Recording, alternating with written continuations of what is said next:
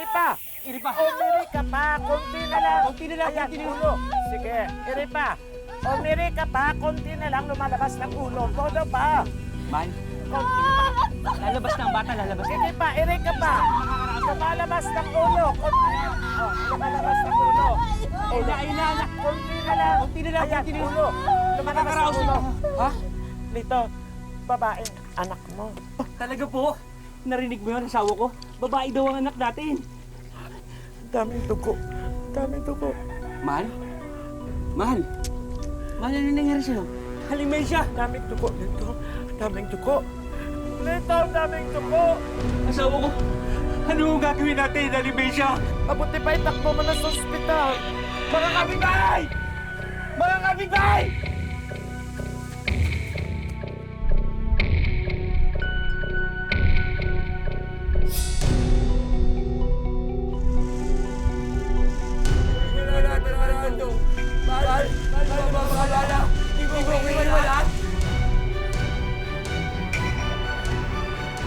Bakit to? Ano po ibig sabihin pagtitig niyo sa akin na ganyan? Ano po ibig sabihin niya? Ginawa na po namin ang lahat. Pero Oh! wala na pong buhay. Oh! Wala na ang asawa ko! Hindi! Aba, asawa ko! Mahal! Mahal, di ba sabi mo, di tayo magkakaiwalay? Mahal! Gumising ka! Gumising ka, mahal! Mahal! Bakit mo ko hiniwan, mahal? Alam naman ninyo ang nangyari kagabi. So, saksi si Georgette dyan. So, matagal na pala silang nangailangan ng midwife doon. So, si Georgette ang bagay na ipadala doon. Taran! Uy, ano te? May nanalo na! O ito, corona mo. Sa'yo na. Kayang-kaya mo yung Georgette. Congratulations, Bes! Para sa isang extra challenge na assignment na yan. Bakit extra challenge? Eh, matagal naman ako nagpapaanak. Kahit na. Tsaka isa pa, tingin mo ba agad-agad sila maniniwala sa'yo? At tsaka, hindi sila magtitiwala sa'yo agad-agad mo. Bakit naman hindi? Professional ako. Tsaka ano naman yun kung makita ko yung Kahit kanila. na! Lalaki ka pa rin. Tsaka, mahihiya mga taga ron magpatingin sa'yo, no? If I know, para sa kanila, ang kumadrona, babae lang, hindi lalaki. Eh kung ganun, ma'am, bakit ako ang papadala nyo? Georgette, alam kong magaling ka, kayang-kaya mo yon. Ikaw ang dapat padala doon. Ako talaga, ma'am? Yes, ikaw talaga. Good luck, Bes! Bye-bye!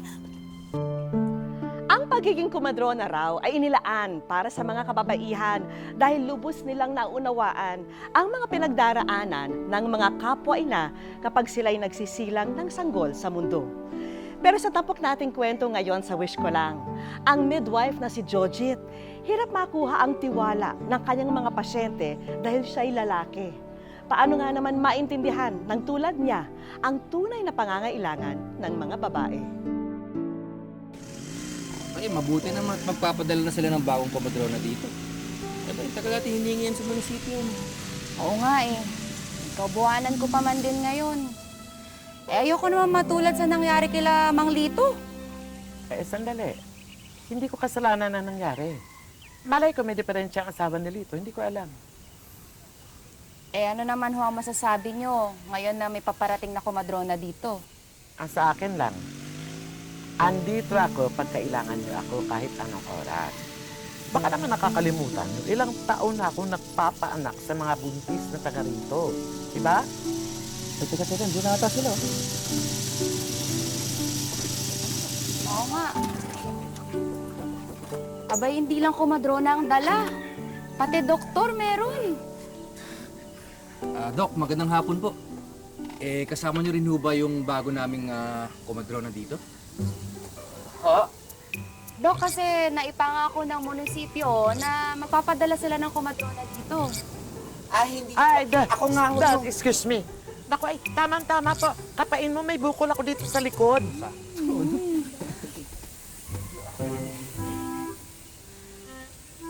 Pero, nasaan na yung kumadrona? Ako nga. Siya po yung pinadalang kumadrona. Ha? Halika na. Punta na tayo sa tuloy mo. Magandang hapon po. Hindi naman, mauna na po kami. Sige po. Sabi! Uno! One! Kiramay po.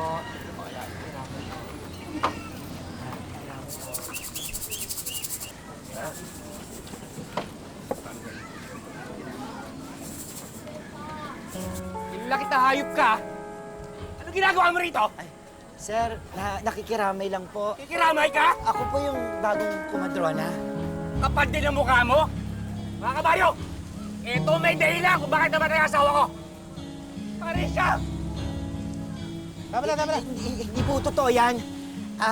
Hindi po totoo yan. Dumating po yung asawa nyo na naduguan na po. Hindi po. Sinungaling ka! Tama na. Buhay pa sana ang asawa ko! Tama na, pasok mo sa bahay. Hindi na pa sana ang anak ko! Tama na. Kahit kayo namatay ang asawa ko! Kapal na mukha mo!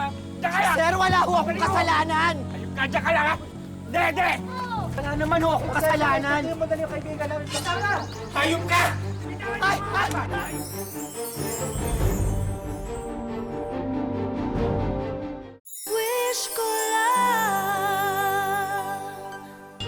Hayop ka! Hayop ka!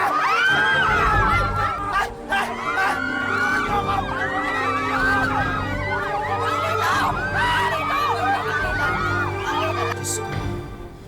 Unang araw ko pa lang dito, muntik pa ako ma-chop-chop lady. Ipagpasensyahan mo na si Mang Lito. Mabait naman talaga yun eh. Mahal na mahal lang talaga niya ang asawa niya. Ang totoo niyan eh, ang naawa ko sa anak niya. Lalaking walang nanay. Kaya nga ako nandito eh. Para hindi na mangyari yun. Pero, ang feeling ko hindi ako welcome. Pati yung mga ibang buntis, parang ayaw nila yung presence ko dito. Eh masisisi mo ba sila? Eh lalaki ka. Paano yung bukas may demo ko? Baka walang pumunta. Kasi di ba, image ko dito sa inyo parang mamamatay tao ako. Huwag kang mag-alala. Sasamahan kita sa pagtuturo mo. Talaga? Kami ni baby. Bagamat pursigido at determinado si Jojit, nagampanan ang kanyang trabaho bilang kumadrona, naging isang malaking balakid sa kanya ang nakagisnan ng marami. At ito ay ang ipagkatiwala lang sa kamay ng kumadronang babae o kaya'y sa makalumang hilot ang mga buntis sa kanilang lugar.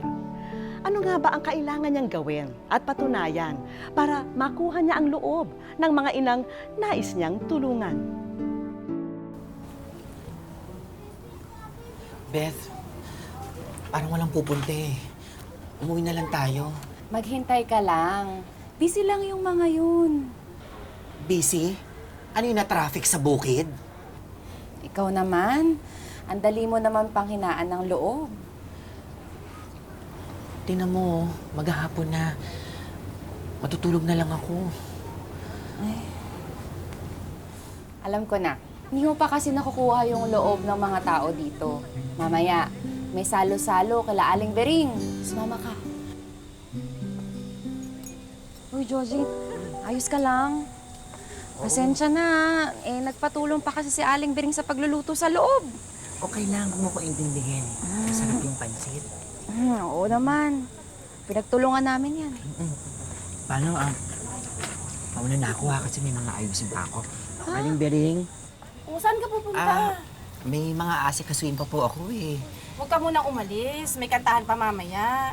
Ikaw yung unang kakanta ah. Ay, kahit hindi na po. Sige na. May birthday naman eh. Regalo mo na sa akin yun. Pagkakataon mo na itong mag-shine. Aling Bering, ito na po yung request nyo. Kantaan na! Si Jujit daw yung mauuna. Ako? Ito pala. Dali na. Dali na, kunwari ka pa eh.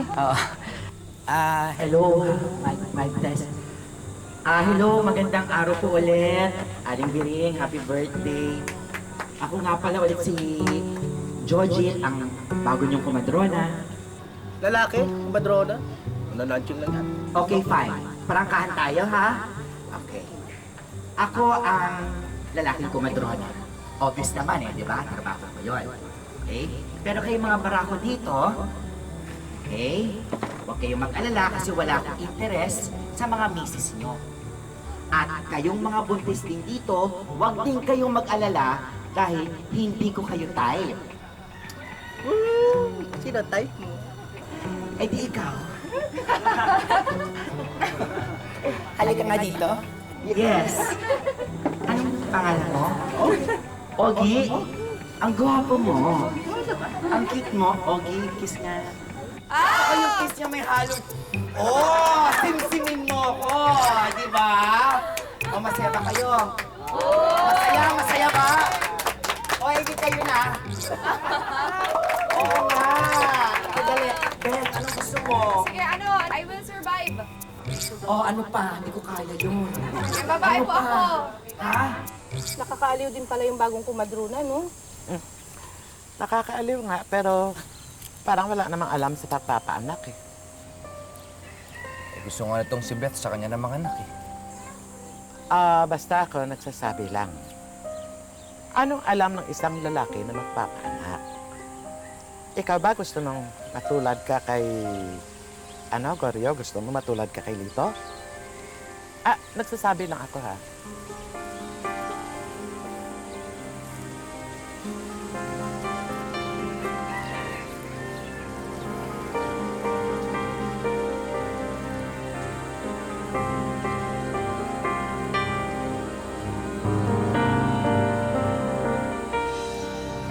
Ikaw ba titigas talaga ng ulo mo no? Di ba sinabi ko na nga sa'yo na huwag ka magpapatingin dyan sa lalaking kumadronang yan? Eh ano bang problema mo kay Jojit? Beth, ipapatingin mo yung ano mo. Ano ka ba? Ako lang dapat na nakakita dyan. Diyos ko naman, Goryo. Professional tong taong to. Tsaka sa tingin mo, magkaka-interest yan sa ano ko? Aba kahit na. Lalaki pa rin yan. Teka, nagsiselos ka ba? Pati ba naman kumadrona pagsiselosan mo? Mas okay na nga yan si Jojit eh, kaysa mga hilot-hilot lang. Ikaw ba't sinasabi ko sa'yo? Kapag may nangyari lang sa anak natin, ako, hindi ko lang alam ang magagawa ko sa lalaking kumadronang yan. Goryo, tumigil ka nga. Ginagawa ko to para sa magiging anak natin. At para na rin sa'yo. Siya, sige. Sige.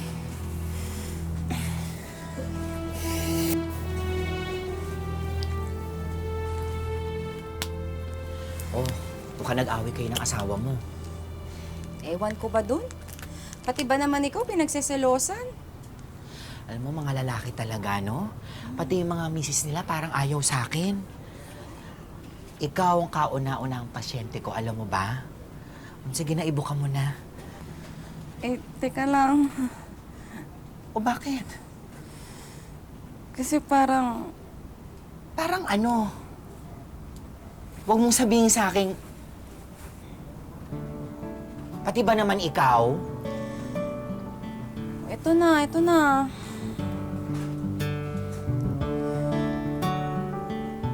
Yan na yun. Paano ko makikita yan kung di mo ibubuka ng maayos? Anong gusto mo, i-telescope ko pa yan? Eh, teka lang. Nahiya kasi talaga ako. Eh, yung mister ko lang nakakakita niyan eh. At ikaw ang pangalawang lalaking makakakita dyan. Wow. Honored naman ako. Sige na, ibuka na para matapos na tayo. Ibuka mo na maayos. Yan. Oh, okay? Oh. Relax. Ha? Relax. Okay. Relax. Umayos ka, baka mamaya kung anong ma-inspection ko. Okay. Here we go. Sige, Joseph, eto seryoso na. Oo. Kumusta naman dyan sa ibaba?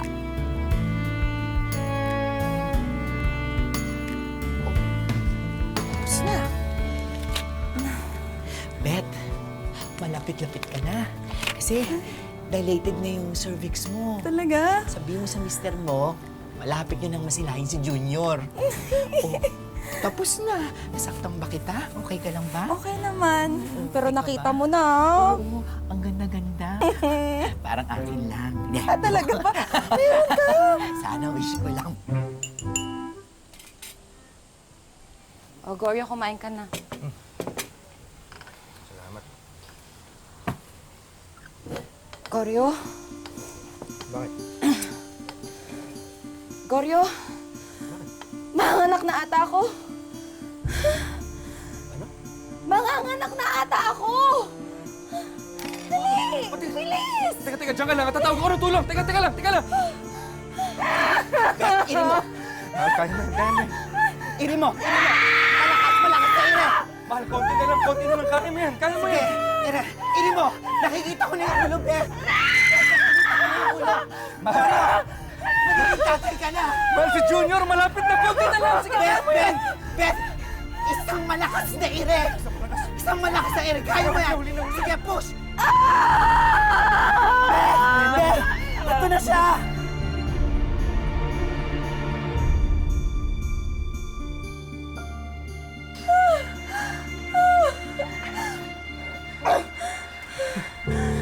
Aling Mensya. Magiging tatay na ako. Ano nangyari? Bakit hindi ko naririnig ang iyak ng anak ko? Jojit! Beth! Walang puso ang anak mo! Mario! Hindi naman kayo nakikinig sa akin eh.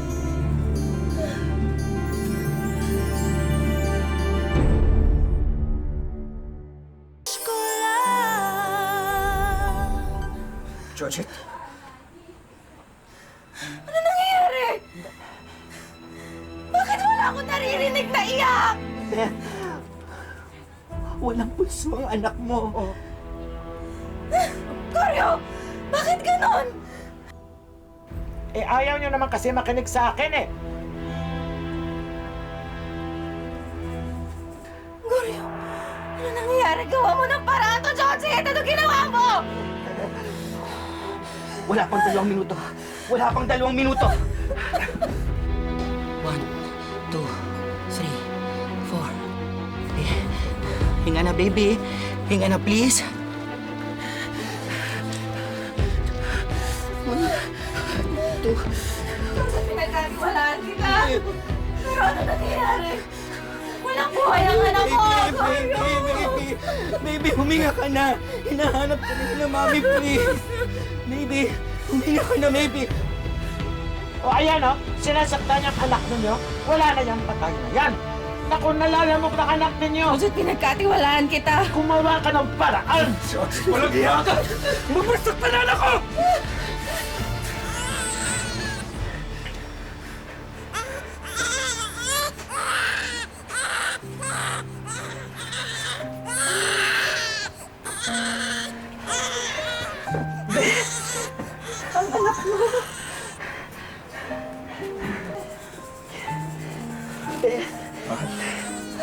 Beth, si Junior, oh.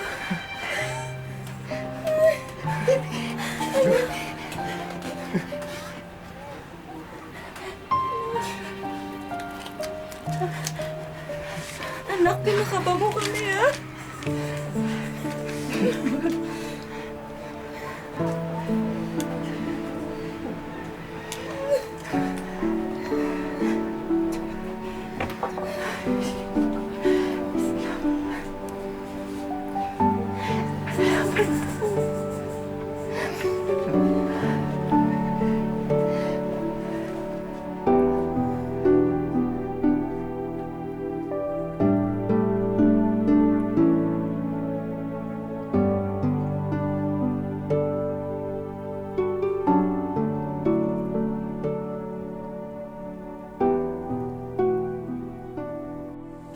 Welcome to the Christian world, Gregorio Santos Jr. Alam mo, pwede ring JR for short. Alam nyo, itong baby na to, pinakaba kami nito. Kasi nung pinanganak siya, karoon ng deperensya, hindi nakahinga, dinala namin siya sa ospital. Awa naman ng Diyos, tinan nyo ngayon, no? Ang healthy, ang cute-cute ng baby namin, tsaka 2 months old na to. Mukhang may speech ang mother. Ako rin may sasabihin. Alam nyo, malaki ang pasasalamat ko na dumating si Jojit dito sa baryo natin. At pati na rin sa aming mag-iina. Oo, noong una, alam ko medyo nagdududa kami sa'yo. Ano ba naman ang alam ng isang lalaki sa pagpapaanak, di ba? Pero, bilib kami sa'yo, friend. Pinabilib mo pati si Aling Mensya. At pati na rin lahat ng buntis dito sa amin. Ikaw, sunod ka na. Diba? At hindi ka man nagbubuntis, katulad namin mga babae. Wish mo lang ano. Para sa akin, para ka ng pinagsamang nanay at tatay dahil sa dedikasyon at pagmamahal mo sa trabaho mo. Salamat, Jojit.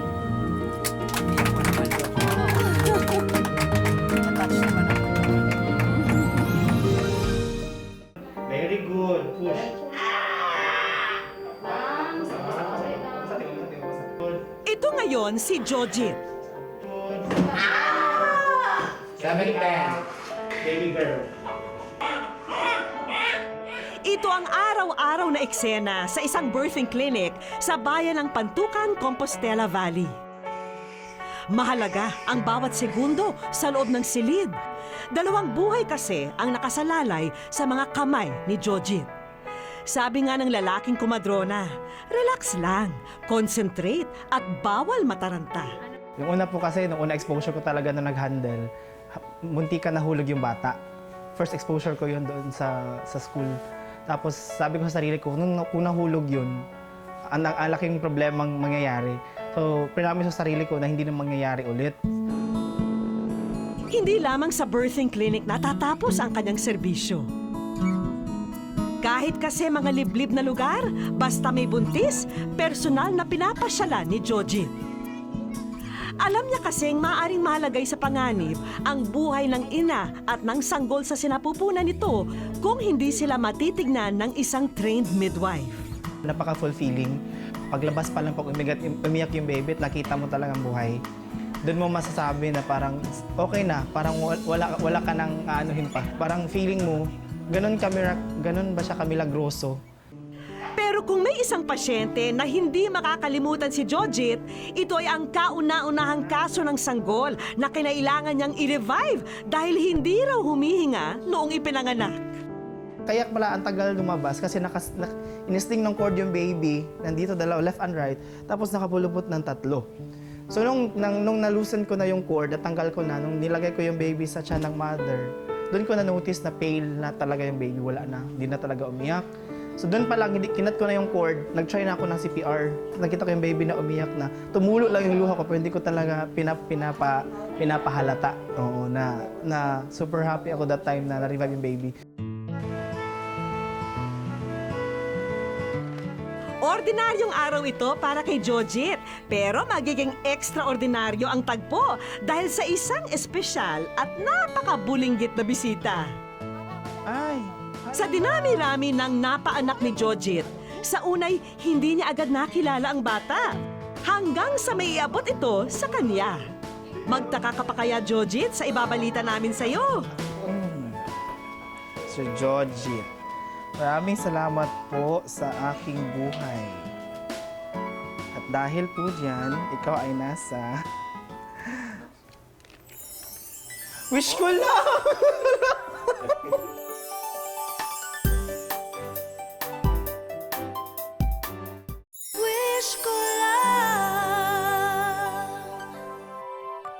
Ay, hindi ko in-expect, sir, na darating itong araw na to. Tsaka hindi ko in-expect na magkikita kami ulit. Tama ka, Jojit! Ang batang nakita mo ay ang kauna-unahang bata na na-revive ng inyong grupo mula sa isang peligrosong sitwasyon. At ngayon ay narito si Baby Care, tayo at ang mama niyang si Elizabeth para personal kang pasalamatan. Salamat kasi yung buhay ko at buhay ng baby ko naligtas mo. At sa iba pang mga mother na mag-aanak, huwag kayong matakot dahil magaling si Sir Jojit. Thank you. Salamat po. Ang hirap lang kasi ng pinagdaanan. yung una pa lang yung acceptance sa profession. Wala halos, hindi ko alam, yung acceptance sa profession na akala ko hindi ko siya kaya. Yung pagkilala ng programa sa mga katulad ko na walang ibang hinangad kundi makatulong lang. Kasi every time na stress ako, gusto ko lang magpaanak para yung problema ko mawawala. Kasi every time nakakita ko ng bata, yung umiiyak katulad kahapon, kung nakikita kong ganun, nawawala lahat, no? Yung pagod. Unang sorpresa pa lang yan, Jojit. Akala mo ba na hindi namin alam ang hilig mo sa pagkanta?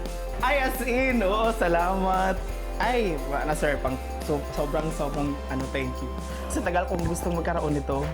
Kasi every time meron kong pinapaanak dyan, kahit si Ate Dayan, may times na pag yung mother nagpapatugtog lang kami dito, kinakantahan namin doon para mawawala yung stress na nag-labor. Tsaka as in gusto ko talagang kumanta, kahit hindi naman ganun kaganda yung boses. Sagad-sagarin na natin ang tagpong to. Jamarken, Sarda nga pala, ina-award namin sa'yo ang full scholarship na para mapursu mo ang yung career sa masterals at kung anumang career na gusto mo. Sir, thank you. Answered prayer daw ito para kay Jojit. Hindi ko po siya hiningi, hindi ko in-expect, pero thank you po. Hindi nyo lang alam kung gaano ka-fulfilling yung ma-award ng scholarship for master's degree. Hindi man karaniwan na matawag na isang lalaking kumadrona, pinatunayan naman ni Jojit na wala sa kasarian ang pagiging isang mahusay sa minahal na propesyon. Hindi po nababase sa kasarian ang kakayahang gampanan ng isang tungkulin. Hanggang ang dedikasyon at determinasyon ay nasa ating puso, kayang pagtagumpayan ang kahit anong trabaho. Salamat po sa inyong pagtangkilik. Ako po si Vicky Morales at ito po ang wish ko lang.